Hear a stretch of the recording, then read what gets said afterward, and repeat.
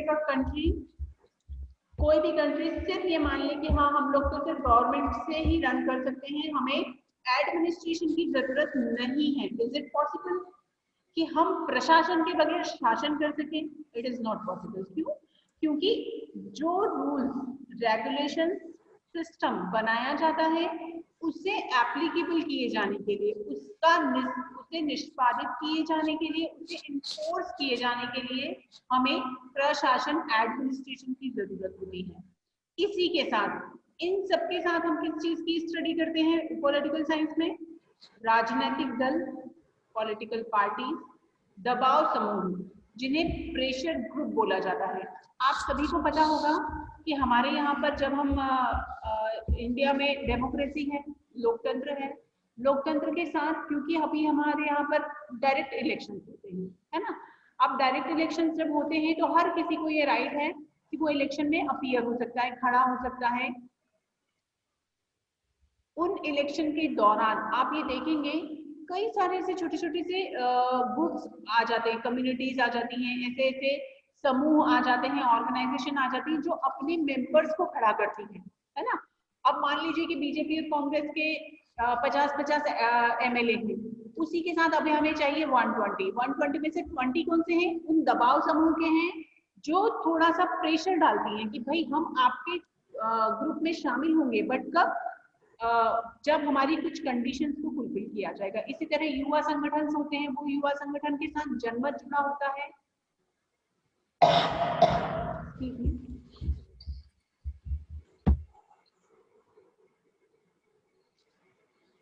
युवा संगठन होते हैं, इसी के साथ जनमत का भी इसमें स्टडी किया जाता है। देखिए जनमत से यहाँ इसलिए बहुत मैटर करता है, पब्लिक क्या चाहती है। This is most important thing. आज के समय में इंडिया के अलावा किसी भी वर्ल्ड में आप कहीं भी देखें, किस किस तरह का गवर्नमेंट है? क्या कहीं भी डिक्टेटरशिप है? क्या कहीं पर भी मोनार्की है? क्या कहीं पर भी आपने ये देखा है कि नहीं वहां आज भी राजा महाराजा हैं और वहीं का शासन चलता है? कुछ ऐसे छोटे छोटे देश हैं जहां पर स्टिल इन चीजों को फॉलो किया जाता है, पर वो लोग भी जनमत को अवॉइड नहीं करते हैं, मेजॉरिटी को अवॉइड नहीं करते हैं जब वो इस तरह से शासन चलाते हैं। कई जगह हैं आज भी राजा महाराजा तरह का सिस्टम आज भी एप्लीकेबल है, पर still they follow the majority. Public क्या चाहती है बहुत मैटर करता है। तो पॉलिटिकल साइंस ओवरऑल अगर बेस्ड है तो किस पर? हम ही लोगों पर, क्योंकि हम ही के बीच के लोग शासन करते हैं, हम ही के बीच के लोग उसमें प्रशासन करते हैं, हमारे ही बीच के लोग रिप्रेजेंटेटिव हैं, हमारे ही बीच के लोग मिनिस्टर्स हैं, हम ही में से लोग पीएम सीएम बनते हैं, है ना। अलग से तो आते नहीं है, ऐसा तो है नहीं कि अलग के लोग हैं वो आकर इस तरह का काम करते हैं। तो इसलिए पॉलिटिकल साइंस बहुत वास्ट है। इवन मैं आपको कहूँ कि लॉ से भी ज्यादा वास्ट है। क्यों? क्योंकि लॉ में तो हम लोग एनी प्रॉब्लम समवेयर? लॉ में तो हम लोग लॉ के बारे में पढ़ते हैं, पनिशमेंट के बारे में पढ़ते हैं, जस्टिस के बारे में पढ़ते हैं, पर पॉलिटिकल साइंस में ओवरऑल स्टडीज होती है। इवन लीगल सिस्टम के बारे में, इवन गवर्नमेंट के बारे में, पॉलिटिकल सिस्टम के बारे में, हर एक चीज उसमें इंक्लूडेड है।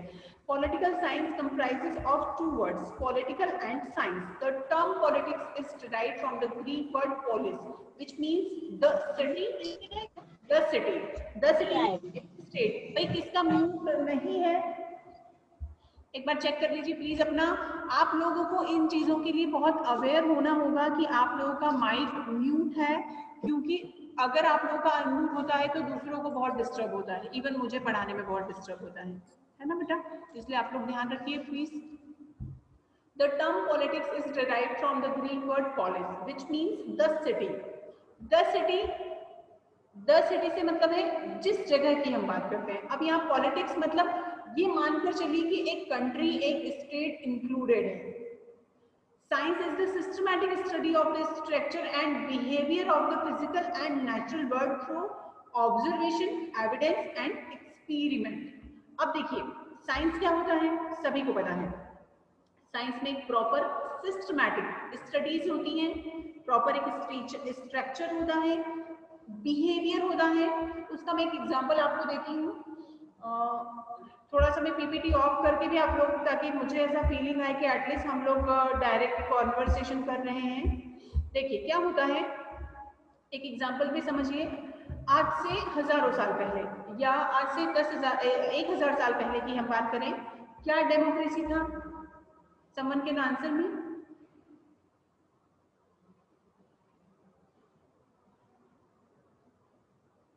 श्वेता, मीनाक्षी, ज्योति, सिमरन, एनीवन कैन स्पीक अप। क्या आज से कई सालों पहले जितना सिस्टमैटिक डेमोक्रेसी, कृषु, कोई भी मुझे बता सकते हैं?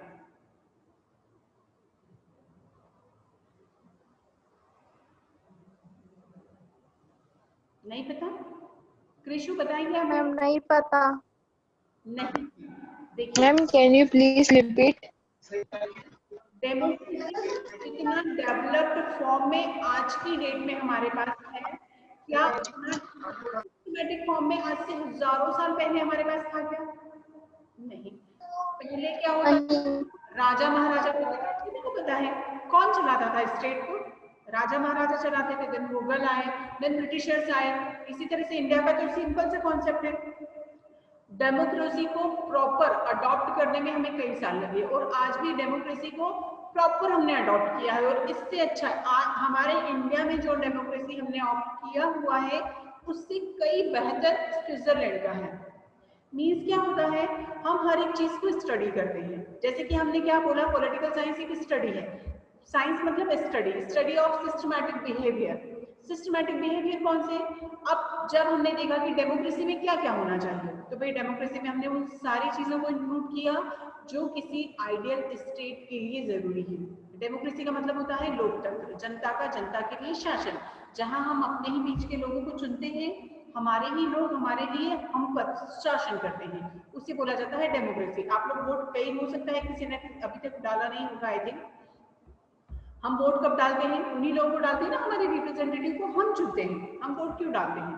हम अपने रिप्रेजेंटेटिव खुद चुनते हैं और हम ही में से जो लोग हैं वो लोग फिर पार्लियामेंट में या विधानसभा में हमें रिप्रेजेंट करते हैं।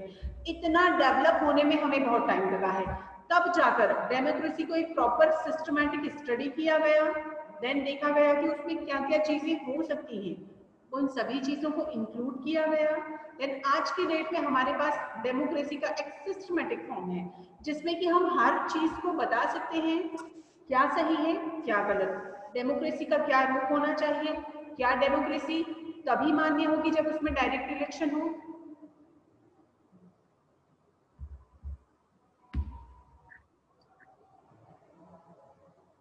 बताएगा कोई मुझे? क्या डेमोक्रेसी में डायरेक्टली इलेक्शन होना चाहिए? यह जरूरी है डेमोक्रेसी के लिए?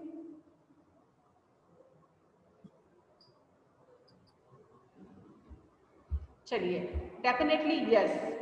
जब तक हम डायरेक्ट इलेक्शंस नहीं होते हैं, हम ये नहीं कह सकते कि डेमोक्रेसी को हमने ऑप्ट किया है। सबसे पहली शर्त लोकतंत्र के लिए होती है जनता का जनता के लिए जनता द्वारा शासन, और वो तभी पॉसिबल है जब हम लोग अपने रिप्रेजेंटेटिव खुद चुने। ठीक है? इसी तरह so political science is the branch of knowledge that deals with the systematic study of the structure and behavior of the state and political institution through scientific analysis. जैसे मैंने कहा, we have opted democracy, किसी और country में कहीं और system चल रहा होगा। जैसे हमारे यहाँ पर हमने ऑप्ट किया है कि हम कॉन्स्टिट्यूशन को सबसे ऊपर मानते हैं, हो सकता है किसी और कंट्री में कुछ और सिस्टम उन्होंने ऑप्ट किया हो, या किसी कंट्री में कॉन्स्टिट्यूशन नाम की कोई चीज ही ना हो, है ना। तो इस तरह से पॉलिटिकल साइंस में उन सारी चीजों को स्टडी किया जाता है जो किसी कंट्री के लीगल, पॉलिटिकल, गवर्नर स्ट्रक्चर के लिए बहुत जरूरी है। समझ में आया इतना? जिसको भी समझ नहीं आया वो मुझसे रिपीट में कर दूंगी, आप लोग पूछ सकते हैं। I will repeat. मैम एक बार रिपीट कर दीजिए। ओके। पॉलिटिकल साइंस वो होता है जिसमें हम पॉलिटिक्स की स्टडी करते हैं। पॉलिटिक्स में राजनीति नहीं, पॉलिटिकल सिस्टम। पॉलिटिकल सिस्टम का मतलब होता है जिसमें हम शासन के बारे में बात करें, शासन क्या है, जिसमें हम एडमिनिस्ट्रेशन के बारे में बात करें, वो क्या होता है, मतलब शासन, प्रशासन। इसी के साथ जिसमें हम ये देखें किस तरह की गवर्नमेंट हमें चाहिए। अब जैसे डेमोक्रेसी हमने ऑप्ट किया है तो क्यों? क्योंकि इंडिया इतना बड़ा कंट्री है कि किसी और तरह का अगर हम कोई भी सिस्टम ऑप्ट करते हैं तो वो हमारे लिए सक्सेसफुल नहीं होगा, है ना। इसलिए ज़रूरी हो जाता है कि हम इन चीज़ों को ऑप्ट करें कि डेमोक्रेसी को हमने लिया है। क्यों? क्योंकि हर एक व्यक्ति अपने हिसाब से अपना रिप्रेजेंटेटिव चुन सकता है। मेजॉरिटी में जो व्यक्ति होगा वो पार्लियामेंट में हमको रिप्रेजेंट करता है ना। इसी तरह साइंस का जो मतलब है, पॉलिटिकल के पीछे साइंस वर्ड क्यों लगाया गया है भाई? क्यों? क्योंकि जिस तरह साइंस में हर एक चीज, जैसे कि गुरुत्वाकर्षण का नियम, कोई भी चीज आप ऊपर फेंकेंगे वो नीचे आएगी लौट कर, पूरा उसके पीछे एक साइंटिफिक रीजन है कि क्यों ऐसा होता है। इसी तरह डेमोक्रेसी क्यों बेहतर है, इसके लिए भी प्रॉपर एक स्टडी है। गवर्नमेंट कहाँ से आई, क्यों बना, क्या एक स्टेट को चलाने के लिए या किसी कंट्री को चलाने के लिए सिस्टम जरूरी है? क्या हम बिना गवर्नमेंट के किसी स्टेट को रन कर सकते हैं या नहीं कर सकते? इसका तो आंसर मुझे कोई भी दे सकता है। Is it possible? नो। हम लोग वाइल्ड लाइफ में चले जाएंगे, हमारे पास कोई सिस्टम नहीं होगा, हमारे पास रूल्स नहीं होंगे, रेगुलेशंस नहीं होंगे, हम लोगों के ऊपर लॉ नहीं होगा, पनिशमेंट नहीं होगा, है ना, हमारे राइट सिक्योर नहीं होंगे। मैंने फर्स्ट लेक्चर में सारी चीजें समझाई थी कि ये स्टेट गवर्नमेंट के पीछे क्या रीजन है, क्यों हमें गवर्नमेंट चाहिए। क्यों? क्योंकि गवर्नमेंट हमारे राइट्स को प्रोटेक्ट करता है। गवर्नमेंट हमें स्पेसिफिक दो राइट सबसे ज्यादा जरूरी, आज से हजारों साल पहले जब हम लोग वाइल्ड लाइफ में हुआ करते थे, उस टाइम पर धीरे धीरे स्टेट का जब कॉन्सेप्ट आया है, हम लोग सिविलाइज हुए, उसके पीछे मेजर दो रीजन हुआ करते थे। एक होता था राइट टू लाइफ और एक होता था राइट टू प्रॉपर्टी। क्योंकि ये दो ऐसी चीजें हैं जिसके लिए हमें प्रोटेक्शन चाहिए, जिसके लिए हमें संरक्षण चाहिए।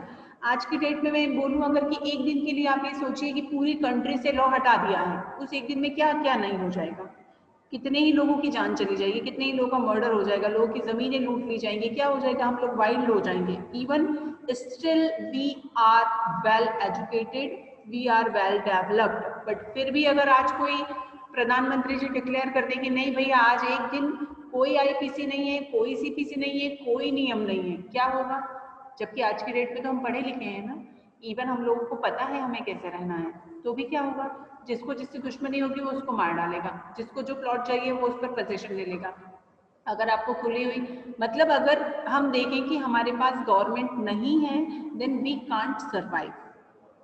कुछ भी नहीं है, ये मानकर आप चलिए। रूल्स रेगुलेशंस नहीं है मतलब कुछ भी नहीं है, हम लोग जंगली जीवन में वापस पहुंच जाएंगे। इसीलिए क्योंकि पॉलिटिकल साइंस इन सभी चीजों की बारीकी से स्टडी करता है, इसीलिए पॉलिटिकल के पीछे जो साइंस शब्द लगाया गया है उसके बहुत मायने हैं। क्यों? क्योंकि प्रॉपर स्टडी, प्रॉपर बिहेवियर के कारण यहाँ पर इन चीजों को बहुत अच्छे से इसका अध्ययन किया जाता है, इसलिए पॉलिटिकल साइंस के पीछे साइंस शब्द लगा हुआ है। इसमें एक और चीज है, the Greek philosophy Aristotle was the first to use the term politics and therefore regarded as the father of political science. ये मैं कल के लेक्चर में पूछूंगी, who is the father of political science, तो आप लोगों का आंसर होना चाहिए। इंग्लिश में बोला जाता है इन्हें अरिस्टोटल, हिंदी में बोला जाता है अरस्तु। अरस्तु का नाम शायद सभी ने सुना होगा। अरस्तु एक बहुत ही बड़े पॉलिटिकल थिंकर हैं जिन्होंने कई सारी चीज़ों के लिए अलग अलग बहुत सारी उनकी बुक्स हुई हैं जिस पर उन्होंने कई सारी चीज़ों के बारे में बहुत सी अलग अलग ओपिनियन अपना दिया है। ठीक है, देखिए Aristotle has asserted man is by nature a political animal. Animal से मतलब क्या है यहाँ है? प्राणी, जानवर नहीं, प्राणी। ठीक, and he who by nature and not by mere accident is without state, is either above humanity or below it। किसी भी कंडीशन में, जैसे कि मैंने अभी कहा कि एक दिन के लिए मैंने जो एग्जांपल दिया, तो we can't survive because we are a political animal, we can't survive without nature, without we can't survive without state, society. एक वर्ड सभी ने सुना होगा, मनुष्य एक सामाजिक प्राणी है ना। मनुष्य अगर सामाजिक प्राणी है तो मनुष्य के साथ कुछ नियम जुड़े हैं, कुछ कायदे जुड़े हैं, कुछ ऐसी चीजें जुड़ी हैं जो कि हमें वहां रहने के लिए मजबूर करती है, बट उसी के साथ हमें कई सारे रूल्स रेगुलेशंस, अपनी ड्यूटी, रिस्पॉन्सिबिलिटीज, ऑब्लिगेशंस को भी फॉलो करना होता है। हिंदी में समझिएगा कुछ डेफिनेशंस को। देखिए इसमें आप ये सेकंड वाली देखिए, राजनीतिक सिद्धांत में तथ्य और मूल्य दोनों समाहित हैं, वे एक दूसरे के पूरक हैं। तथ्य और मूल्य, फैक्ट्स एंड वैल्यूज। क्या एक वर्ड है इमोरल और मोरल, कोई समझता है इस शब्द को? Morality, what is the meaning of morality?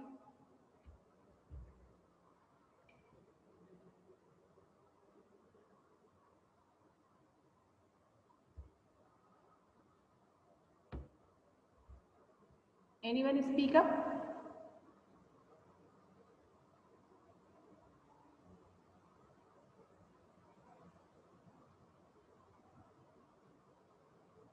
नहीं आता भाई? चलिए फिर मैं बाद में ही समझाऊंगी उस चीज को। राजनीतिक सिद्धांत साधारणतः राजनीतिक जीवन के उत्पल दृष्टिकोण क्रियाओं की व्याख्या करने का प्रयास करते हैं। पॉलिटिकल साइंस कौन कर रहा है भाई? स्क्रीन को कोई भी टच नहीं करेगा, don't behave like a kid, है ना बेटा? पॉलिटिकल साइंस हमारी जो स्टडी है वो जीवन, राजनीतिक सिद्धांत राजनीतिक जीवन से संबंधित अवधारणा, व्यापक अनुमान और शासन, राज्य, समाज की प्रकृति, लक्ष्य और राजनीतिक क्षमताओं का विवरण शामिल करते हैं। मतलब राजनीतिक शास्त्र में राजनीतिक के सिद्धांत इसलिए बनाए गए हैं जिसमें कि हम शासन, राज्य, समाज, प्रकृति, लक्ष्य, मनुष्य, उनकी राजनीतिक क्षमताओं को जांच सकें। इसमें कुछ ट्रेडिशनल डेफिनेशंस हैं पॉल जैनेट की। Political science is that part of social science which treats the foundation of the state and the principles of government. Political science begins and ends with the state. अब ये जो definition है,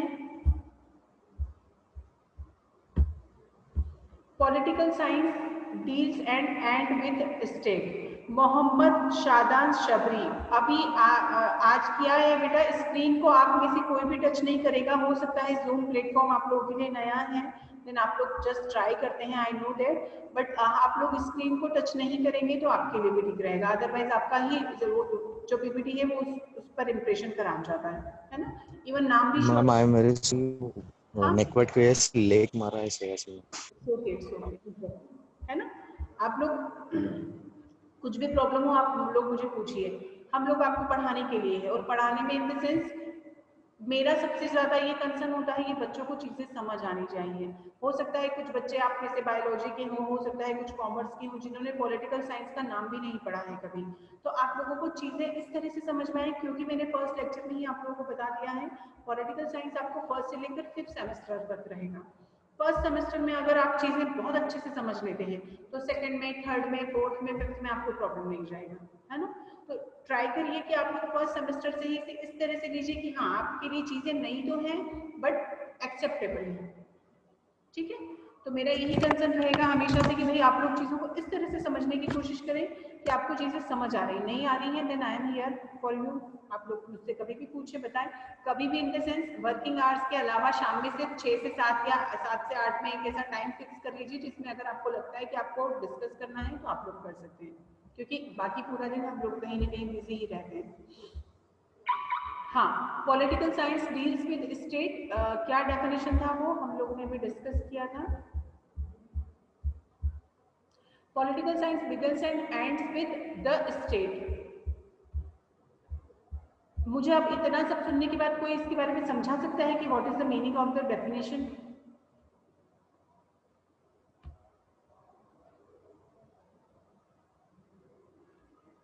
किसी को समझ आया होगा तो मुझे शायद समझा पाएगा। शिवम, मीनाक्षी, आयुषी, मोहम्मद, शीतल, कृतिका, सिमरन। एंड डोंट फील, आप हेजिटेट नहीं होना है क्लास के दौरान। टीचर अगर कुछ पूछे तो डेफिनेटली आप बोलेंगे ही ना, यहाँ कोई ऐसी चीज नहीं है कि आप लोग को हेजिटेट होना है। समझ आया इतना? त्रिशु? मैम कुछ खास नहीं आया, एक बार सिंपल सी चीज है, पॉलिटिकल साइंस में हम किन चीजों के बारे में बात करते हैं? तो पॉलिटिकल साइंस में हम स्टेट के बारे में बात करते हैं। स्टेट मतलब कंट्री, राज्य के बारे में, शासन, है ना? अब राज्य के बारे में, राज्य के साथ शासन के बारे में, प्रशासन के बारे में, हमारी व्यवस्थाओं के बारे में, जनमत के बारे में, इसी के साथ वो हर एक चीज जो स्टेट से जुड़ी है। क्या क्या चीजें स्टेट से जुड़ी हैं? मैंने जैसे कभी एग्जांपल दिया कि 1 मिनट के लिए देखिए आप कि अगर पीएम मोदी ये घोषणा कर दे कि आज एक दिन के लिए कोई नियम लागू नहीं होगा, तो हम लोग किस लाइफ में चले जाएंगे? हम वाइल्ड लाइफ में चले जाएंगे। ऐसा नहीं, मैं आपको बता रही हूँ कि इवन हम सिविलाइज्ड लोग, वेल एजुकेटेड, वेल डेवलप्ड, हम लोग भी वही चीज सोचेंगे कि अरे एक दिन के लिए अगर रूल्स नहीं है तो हम लोग भी अपनी मनमानी करना चाहेंगे। और ये जो मनमानी होती है ये हमें अराजक बना देता है। और आज से कई सालों पहले जब हमारे पास स्टेट नहीं था, वी वर नॉट सिविलाइज्ड, उस टाइम पर स्टेट बनने के पीछे जो कॉन्सेप्ट था वो यही था। और इसी का जो धीरे धीरे धीरे ग्रेजुअली जो हम लोग डेवलप्ड हुए हैं, इसी का स्टडी जो है वो होता है पॉलिटिकल साइंस। सिंपली अगर आप समझना चाहें तो, कि ग्रेजुअली जो हम लोग डेवलप्ड हुए हैं हमारे एक कल्चरल में पार्ट पे, पॉलिटिकल पार्ट पे, सोसाइटी के पार्ट पर, लीगल पार्ट पर, उसी का बेसिकली स्टडी है पॉलिटिकल साइंस। अगर पॉलिटिकल साइंस, हमें कैसे पता चलेगा कि स्टेट कैसे बना, क्या होता है स्टेट? वी पीपल, हम मिलकर स्टेट बनाते हैं, अग्री? यहाँ पर एक थंब इम्प्रेशन होता है। अगर मैं पूछती हूँ कि समझ आया, तो यहाँ पर देखिए सभी लोग इमोजी में जाएंगे तो यहाँ एक थंब का इम्प्रेशन आता है, आप ये थंब इम्प्रेशन दे सकते हैं। जैसे मैंने कहा कि क्या हम लोग, स्टेट कैसे बनता है? हम लोगों से बनता है ना? वी पीपल, हम लोग मिलकर स्टेट बनाते हैं। अब स्टेट तो है पर हमारे पास टेरिटरी नहीं है। टेरिटरी मीन्स जैसे कि आज हमारे पास बॉर्डर है ना कि इंडिया कितना बड़ा है, कितना टेरिटरी है इंडिया का, वो नहीं है। तो क्या हमारा स्टेट स्टेट होगा? लोग कहीं भी जा रहे हैं, कहीं भी आ रहे हैं, मीन्स अकेले लोग स्टेट नहीं बनाते हैं, टेरिटरी जरूरी है। फिर मैं बोलूँ कि हमारे पास गवर्नमेंट नहीं है, तो फिर क्या आइडेंटिफाई, क्या है हमारा स्टेट? कोई आइडेंटिफिकेशन नहीं है। क्या इंडिया, इंडिया में तो कोई गवर्नमेंट ही नहीं, तो गवर्नमेंट स्टेट हुआ नहीं। मतलब यहाँ पर हर एक चीज की जब स्टडी हम करेंगे तो इस तरह हम स्टेट की स्टडी करेंगे कि स्टेट क्या है, कैसे बना, गवर्नमेंट क्या है, कैसे बनी, एडमिनिस्ट्रेशन क्या है, कैसे बना, कौन सी गवर्नमेंट अच्छी होती है, कौन सी नहीं होती है, कौन सी गवर्नमेंट कितने बड़े कंट्री के लिए जरूरी है, कौन सी नहीं है। इन सब के बारे में जब हम स्टडी करते हैं तो वो होता है हमारा पॉलिटिकल साइंस। क्लियर? अब तो क्लियर है? इन हर छोटी बड़ी बातों को जब हम देखते हैं तो वो सारी स्टडी हम पॉलिटिकल साइंस में करते हैं, है ना? इसी तरह डेफिनेशंस, और भी डेफिनेशंस है जो अभी मॉडर्न डेफिनेशन बोल सकते हैं, वो डेफिनेशन काफी पुरानी है।